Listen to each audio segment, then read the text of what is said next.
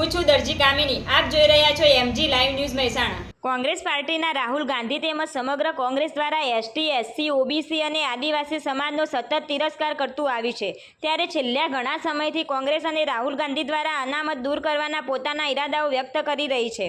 તેમના આ મલિન ઈરાદાઓને પ્રજા વચ્ચે ખુલ્લો પાડવા આજરોજ મહેસાણા ભારતીય જનતા પાર્ટી દ્વારા આજરોજ સવારે 10 કલાકે જિલ્લા ભાજપ કાર્યાલય ખાતેથી જિલ્લા પ્રમુખ ગિરીશભાઈ રાજગોર, પ્રભારી શ્રી વર્ષાબેન દોશી, રાજ્યસભાના સાંસદ રમીલાબેન બારાના નેતૃત્વમાં કોંગ્રેસ વિરુદ્ધના સૂત્રોચ્ચાર કરી જિલ્લા ભાજપ કાર્યાલયથી તોરણવાડી ચોક, રાજમહેલ રોડ બાબા સાહેબ આંબેડકરની પ્રતિમાને ફૂલહાર કરી સૌ આગેવાનો અને કાર્યકર્તાઓ ધરણા ઉપર બેઠા હતા। આજના આ ધરણા કાર્યક્રમમાં જિલ્લા પ્રમુખ ગિરીશભાઈ રાજકોરના માર્ગદર્શન તેમજ મંત્રી શ્રી ગુજરાત સરકાર બળવંતસિંહ રાજપૂતના અધ્યક્ષસ્થાને રેલી અને ધરણા કાર્યક્રમ યોજાયો હતો, જેમાં જિલ્લા ભાજપ પ્રભારી વર્ષાબેન દોશી, રાજ્યસભાના સાંસદ રમીલાબેન બારા, રાજ્યસભાના સાંસદ મયંકભાઈ નાયક, મહેસાણાના લોકસભાના સંસદ હરિભાઈ પટેલ, પૂર્વ મંત્રી રણછોડભાઈ દેસાઈ, ધારાસભ્ય શ્રી કે પટેલ, સરદારભાઈ ચૌધરી, સુખાજી ઠાકોર, પૂર્વ સાંસદ નટુજી ઠાકોર, પૂર્વ મંત્રી ઈશ્વરભાઈ મકવાણા, જિલ્લા પંચાયત પ્રમુખ તુષાબેન પટેલ, મહામંત્રીશ્રીઓ ડોક્ટર JF ચૌધરી, ભગાજી ઠાકોર, મહેશભાઈ પટેલ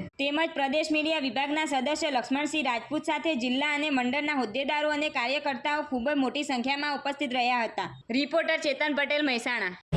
સમગ્ર ભારતની અંદર ભારતીય જનતા પાર્ટીએ સમગ્ર ભારતમાં અને ગુજરાતમાં દરેક જિલ્લા વાઇઝ જે પ્રમાણેનું કોંગ્રેસના માધ્યમથી હમણાં જ ચૂંટણી આવી ત્યારે ચૂંટણી નિમિત્તે એમની જ પાર્ટીના આગેવાન એવા રાહુલ ગાંધીજીએ સમગ્ર ચૂંટણીની અંદર બંધારણ બતાવીને ભારતીય જનતા પાર્ટી આ સમગ્ર અનામત રદ કરવાનું છે એ મુદ્દો લઈને સમગ્ર દેશની અંદર ચાલ્યા।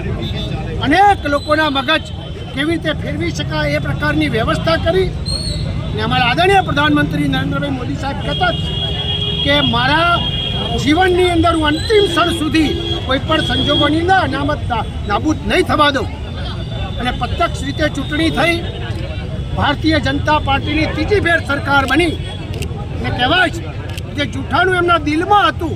કંઈ ભારતની ભૂમિ પર કદાચ બોલે તો લોકોને ખ્યાલ આવે, પણ અમેરિકાની ભૂમિ ઉપર જઈને એમની પાર્ટીના વિચારો, એમના ચાલતા વિચારો આવનાર સમયમાં શું કરવા માગે છે એમાં એમને સ્પષ્ટ કીધું છે કે અનામત રદ કરીશું। અમે એનો સખત વિરોધ કરીએ છીએ અને આ પ્રકારનું જે જૂઠાણું ફેલાવે છે અને લોકોને ભ્રમિત કરીને વોટ લે છે, વોટ બેંક બંધ થાય।